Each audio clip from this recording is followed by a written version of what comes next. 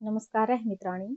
आप सबका एक बार फिर से हार्दिक स्वागत है हमारे YouTube चैनल संस्कृत स्पर्श में।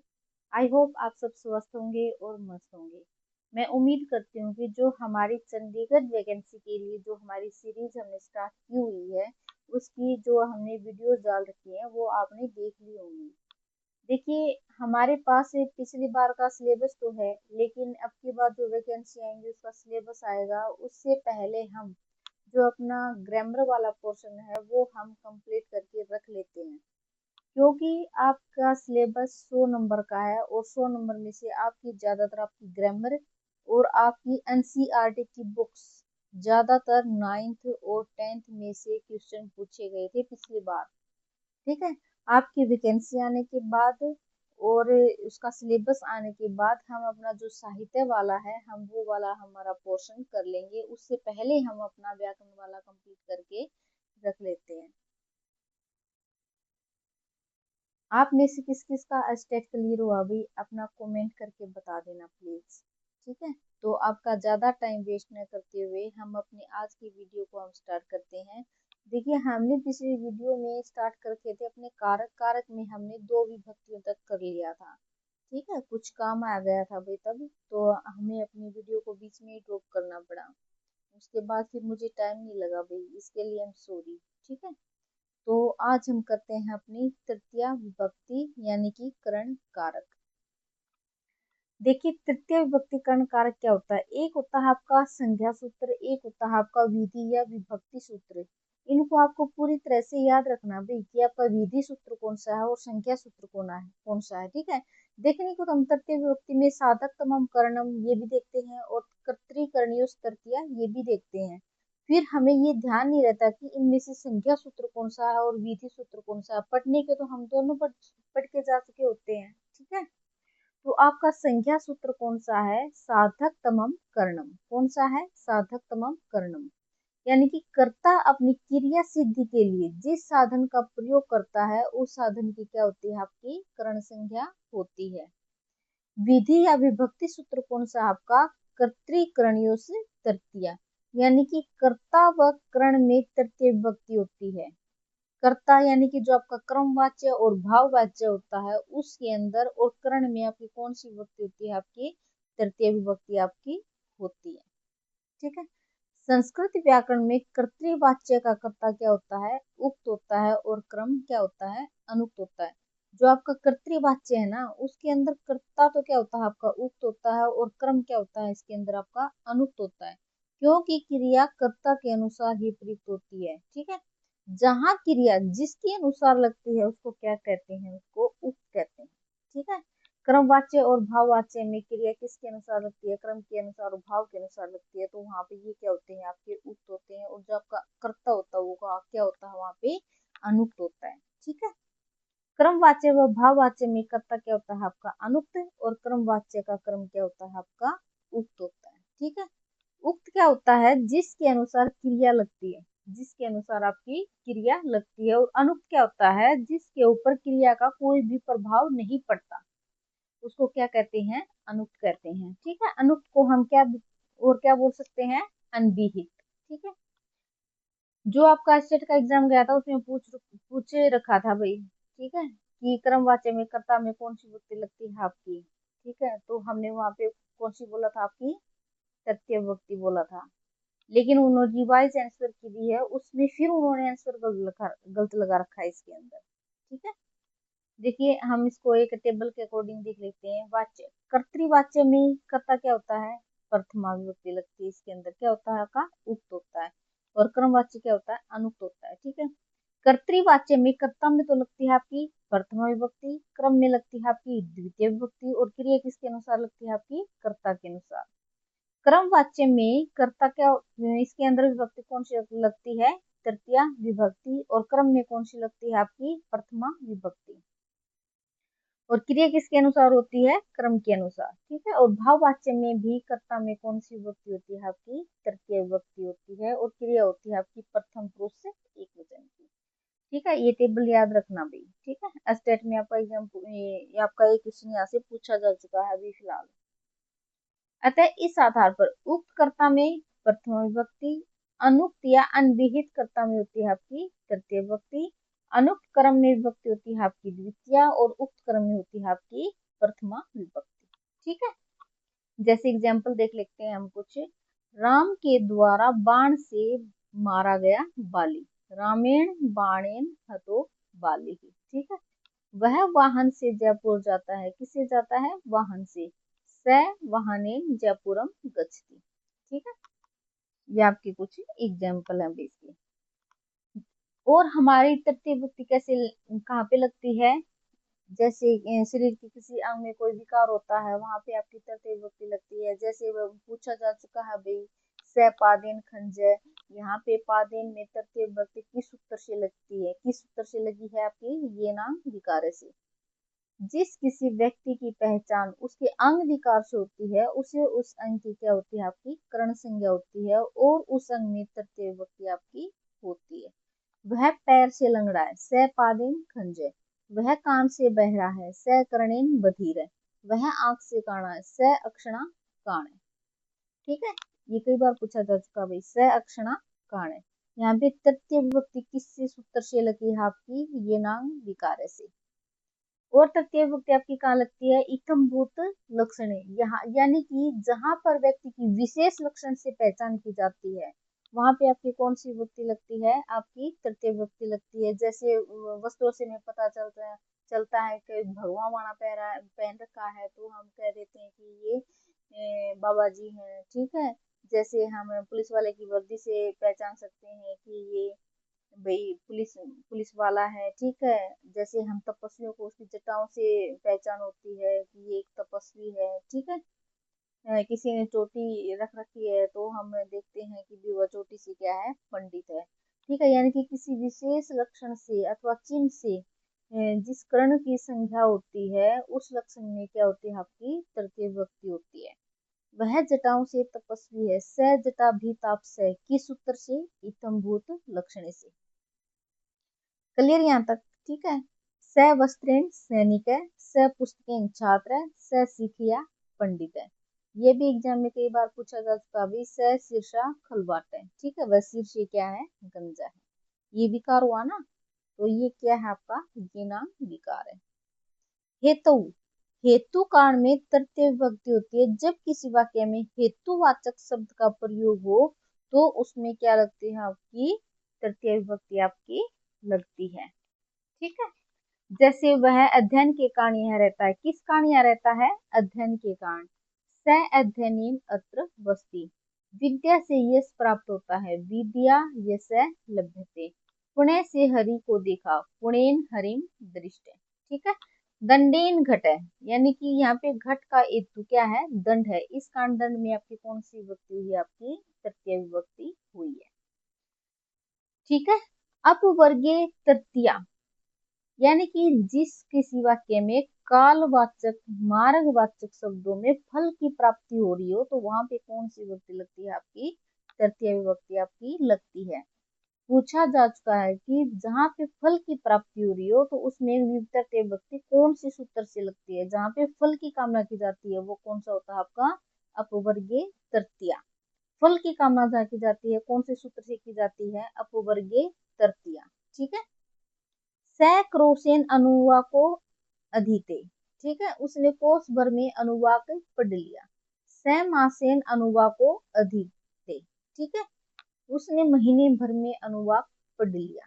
ठीक है, जहाँ पे फल की प्राप्ति की इच्छा की जा रही हो, वहां पे को तृतीय विभक्ति आपकी होती है, कौन से सूत्र से होती है, आपकी अपवर्गीय तृतीया से।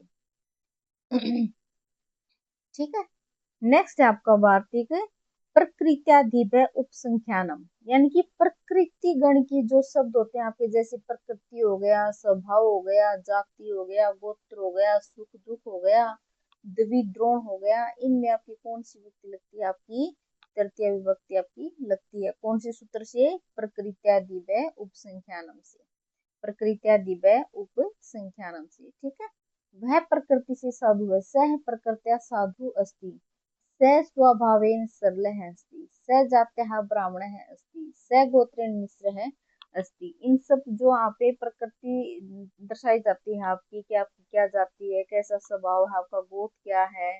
ठीक है, सुख दुख में, सम में, द्विद्रोण में, यहाँ पे सब में कौन सी विभक्ति लगती है आपकी? तृतीय विभक्ति लगती है। और कौन से सूत्र से लगती है? प्रकृत्यादि व उपसंख्यानम से। ठीक है, नेक्स्ट है आपका सहयुक्त प्रधान तृतीय, यानी कि सह हो, साकम हो, सार्धम हो, यानी कि अर्थ क्या निकलेगी? साथ में हो। ठीक है, इनके युग में अप्रधान कर्ता में आपकी क्या लगती है? आपकी तृतीय विभक्ति लगती है। सह, साकम, सार्धम, इनके युग में अप्रधान कर्ता में आपकी तृतीय विभक्ति हो जाती है। जैसे लता के साथ मोहन विद्यालय जाता है, के साथ, यानी कि लतिया सह मोहन विद्यालयम गच्छति, रामेण सह अहम पाठम पठिष्यामि, सीतारामेण सह वनम अगच्छत। ठीक है, क्लियर यहाँ तक? सहयुक्त अप्रधान तृतीय, यानी कि सह, साकम, सार्धम, इनके युग में जो आपका अप्रधान कर्ता होता है उसके अंदर आपकी तृतीय विभक्ति आपकी लगती है। नियम क्या है? हीनम ऊनम, हीनम ओनम अव्यय के युग में तृतीय विभक्ति का प्रयोग होता है, अर्थात जिस शब्द में हीनम ओनम शब्द जुड़ा हुआ हो उसके अंदर आपकी तृतीय विभक्ति लगती है। जैसे विद्या से हीन व्यक्ति पशु है। ठीक है, किससे हीन है? विद्या से, तो विद्या हीन है जिन्हें पशु अस्ति। ठीक है, तो विद्या के अंदर आपकी क्या लगी? आपकी तृतीय विभक्ति आपकी लगी। ठीक है, सेकंड नियम है, यदि किसी वाक्य में किम, कार्य, अर्थ, प्रयोजन शब्दों का प्रयोग हो रहा हो तो उनमें उनसे संबंधित शब्दों में भी आपकी तृतीय विभक्ति आपकी होती है। किम, कार्य, अर्थ, प्रयोजन। ठीक है, मूर्ख पुत्र से क्या लाभ, यानी कि मूर्खेन पुत्रेण किम, तिनके से भी कार्य होता है, त्रिणीन अपि कार्यम भवति। मूर्ख नौकर से क्या अर्थ? मूर्खेन वृतेन को अर्थ है। धन से क्या प्रयोजन? धनेन किम प्रयोजन। ठीक है, इन किम, कार्य, अर्थ, प्रयोजन, इनके साथ भी आपकी कौन सी विभक्ति लगती है? आपकी तृतीय विभक्ति लगती है। नेक्स्ट है आपकी चतुर्थी विभक्ति, यानी कि संप्रदान कारक, यानी कि क्रम के द्वारा जिसको अभिलाषित किया जाता है उसकी क्या होती है? आपकी संप्रदान संज्ञा होती है। यानी कि किसी वस्तु को स्थायी रूप से देना, वहां पे आपकी क्या होती है? आपकी संप्रदान संज्ञा होती है। ठीक है, स्थायी रूप से देना, मान लो अगर हमें धोबी को वस्त्र धोने के लिए देते हैं तो वहां पे आपकी चतुर्थी विभक्ति नहीं होगी, क्योंकि हमने उसको स्थायी रूप से नहीं दिया। ठीक है, वो उनको वॉश करके और प्रेस करके वो हमको वापिस कर देता है। ठीक है, कर्मणा यम विपरीते स संप्रदानम, यानी कि क्रम के द्वारा जिसको अभिलाषित किया जाता है उसकी संप्रदान संज्ञा होती है। ठीक है, यदि कोई किसी को स्थायी रूप से वस्तु देता है तो उस वस्तु के प्राप्तकर्ता क्या कहलाते हैं? आपके संप्रदान कहलाते हैं। संप्रदान चतुर्थी, यानी कि संप्रदान में आपकी चतुर्थी विभक्ति आपकी होती है। राजा ब्राह्मण को गाय देता है, नृपय विप्राय गाम ददाती, यहाँ पे विप्राय लिख रखा है, विप्राय है। ठीक है, रमा भिखारी को भोजन देती है, रमा भिक्षुकाय भोजनम ददाती। गुरु शिष्य को ज्ञान देता है, गुरु शिष्याय ज्ञानम ददाती। ठीक है, क्लियर यहाँ तक? नोट क्या ध्यान रखना आपको, स्थायी रूप से कोई वस्तु देने के योग में चतुर्थी होती है, अस्थायी रूप में नहीं। जैसे वह धोबी को वस्त्र देता है, स रजकम या रजकस्य वस्त्राणि ददाती, यहाँ पे चतुर्थी विभक्ति नहीं लगी आपकी, या तो आपकी द्वितीय लगी या फिर आपकी षष्ठी लगी है। ठीक है, इसमें संबंध व क्रम दोनों का प्रयोग होता है, परंतु दोनों का एक साथ प्रयोग होने पर क्रम मान्य होगा। ठीक है, क्योंकि कारक विभक्ति आपकी क्या होती है? आपकी बलदायी होती है। जो आपकी षष्ठी विभक्ति होती है वो आपकी कारक नहीं होता है।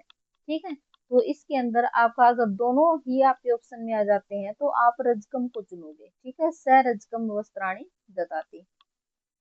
अशिष्ट व्यवहारे दान प्रयोगे चतुर्थी विभक्ति, यानी कि इस वार्तिक से देने की क्रिया में अशिष्टता का भाव हो तो वहां जिसको दिया जाता है उसमें क्या होती है? आपकी तृतीय विभक्ति होती है और क्रिया सदैव आत्मनेपदी होती है।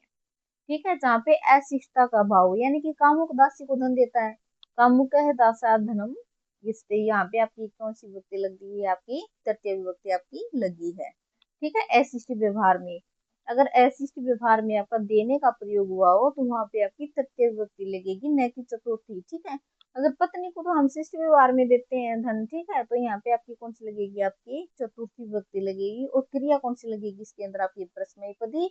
और अशिष्ट व्यवहार में क्रिया लगेगी आपकी आत्मनेपदी। क्लियर यहाँ तक। जैसे यदि पत्नी को धन दिया जाता है तो पत्नी में चतुर्थी विभक्ति होती है और क्रिया प्रश्नपदी रूप की होती है। जैसे वह पत्नी को धन देता है, स भार्यायै धनम ददाति। ठीक है, यष्टि या संयष्टि कुछ भी बोल सकते हो आप। थर्ड नोट क्या है, क्रिया यम विपरीति सो अपि संप्रदानम, यानी कि साक्षात क्रिया को जो उद्देश्य उसे संबंधित कहे गए शब्द में भी आपकी क्या होती है, आपकी चतुर्थी विभक्ति आपकी होती है। पत्ते से ते, पति के लिए सोती है। ठीक है, इस वाक्य में उद्देश्य अर्थ में शयन क्रिया लक्षित होने पर पति में संप्रदान संज्ञा है, अर्थात आपकी चतुर्थी विभक्ति आपकी हुई है। किस सूत्र से, क्रिया यम विपरीति सो अपि संप्रदानम। प्रीकर्यणे संप्रदानम अन्यत्र श्याम, यानी कि प्रीकर्यण अर्थ में अर्थात नियत या निश्चित समय के लिए वेतन देकर नौकर रखना आदि रखा जाए तो उसके अंदर भी आपकी धन के, यानी कि आपके धन में भी विकल्प से आपकी कौन सी विभक्ति होती है, आपकी तृतीय विभक्ति होती है और पक्ष में आपकी चतुर्थी विभक्ति आपकी होती है।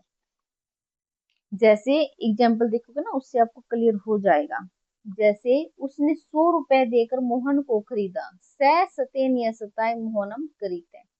ठीक है, धारे रुतमर्ण, यानी कि धरी यानी कि उधार लेना, धातु के योग में जिससे लिया जाता है, यानी कि जिससे हम धन उधार लेते हैं तो उसको क्या कहा जाता है, उत्मर्ण कहा जाता है। ठीक है, और जो उत्मर्ण होता है उसकी क्या होती है, आपकी संप्रदान संज्ञा होती है। जैसे मैंने मेरे दोस्त से धन उधार लिया तो मेरा दोस्त क्या हुआ, उत्मर्ण हुआ और उसके अंदर आपकी चतुर्थी विभक्ति लगेगी। ठीक है, उत्मर्ण क्या होता है, आपका उधार देने वाला, और अधमर्ण क्या होता है, उधार लेने वाला।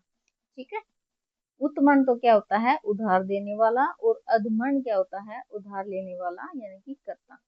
राम देवदत्त से 100 रुपए उधार लेता है, किससे लेता है, देवदत्त से, तो देवदत्त में आपकी क्या हुई, आपकी उत्मर्ण संज्ञा हुई। ठीक है, उत्मर्ण हुआ आपका, तो राम है देवदत्ताय सतम धार्यति, तो देवदत्त में आपकी कौन सी विभक्ति लगी, आपकी चतुर्थी विभक्ति आपकी लगी। क्लियर यहाँ तक। ठीक है, नेक्स्ट है आपका क्रोध, द्रुह, ईर्ष्या, ईर्ष्या ईर्ष्या ऐसे अर्थानाम यम प्रति कोप है, यानी कि क्रोध क्रोध करना, द्रोह झगड़ा करना, ईर्ष्या ईर्ष्या करना और ऐसे निंदा करना। इन चारों के योग में भी जिसके प्रति क्रोध प्रकट किया जाए तो उसके अंदर आपकी क्या होती है, आपकी चतुर्थी विभक्ति आपकी होती है। यानी कि पिता पुत्र पर क्रोध करता है, किस पर क्रोध करता है, पुत्र पर, तो पुत्र के अंदर आपकी कौन सी विभक्ति लगेगी, आपकी चतुर्थी विभक्ति लगेगी। ठीक है, पिता पुत्राय क्रुध्यति, दुर्जन सज्जन से झगड़ा करता है, दुर्जन है सज्जनाय द्रुह्यंती। ठीक है, द्रुह्यति। क्लियर यहाँ तक। ठीक है ना भाई।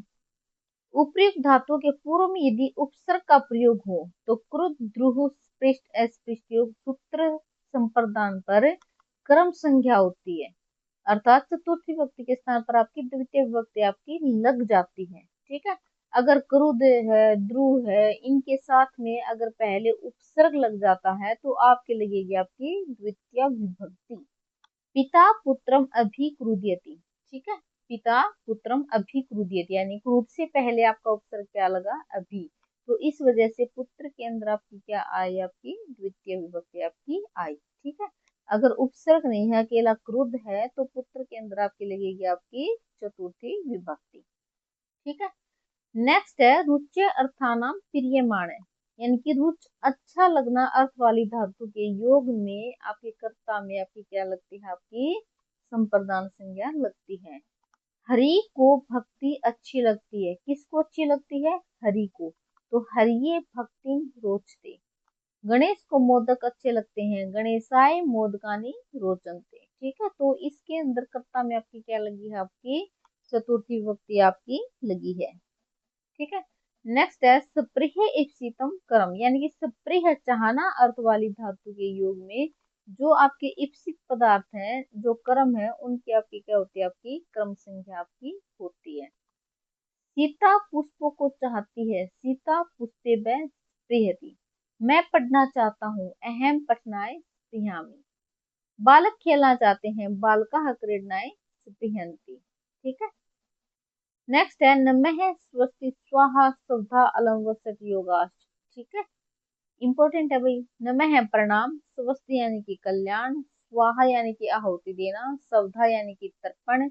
स्वाहा होता है भाई अपने देवी देवताओं के लिए, और स्वधा होता है अपने जो पितृ देवता होते हैं ना उनके लिए। ठीक है। अलम योग्य पर्याप्त, वसत समर्थ पर्याप्त, इनके योग में आपकी क्या लगती है, चतुर्थी विभक्ति लगती है। गुरु को प्रणाम, गुरुवे नमः। अग्निदेव की आहुति, अग्नेय स्वाहा। प्रजा का कल्याण, प्रजा भय स्वस्ति। पूर्वजों का तर्पण, पितृभय स्वधा। ठीक है। इंद्र योग्य है, इंद्राय अलम। इंद्र दैत्य से समर्थ है, इंद्रा दैत्य भय वस्त। ठीक है, वस्त है। अलम अव्यय यदि पर्याप्त अर्थ में प्रयुक्त हो तो चतुर्थी विभक्ति होती है, परंतु यदि अलम अव्यय निषेध अर्थ में प्रयुक्त हो तो वहां पे कौन सी विभक्ति लगती है, तृतीय विभक्ति लगती है। ठीक है। अलम अगर पर्याप्त में हो तो चतुर्थी, अगर निषेध में हो तो आपकी तृतीया। यानी कि अलम हसीतेन, हंसो मत, तो यहाँ पे लगी आपकी तृतीया। अलम वदितेन, बोलो मत, मना कर दिया ना, तो आपकी लगी आपकी तृतीया। ठीक है। नमः अव्यय के योग में चतुर्थी विभक्ति होती है, परंतु यदि नमः क्रिया के रूप में प्रयुक्त हो तो द्वितीय विभक्ति आपकी होती है।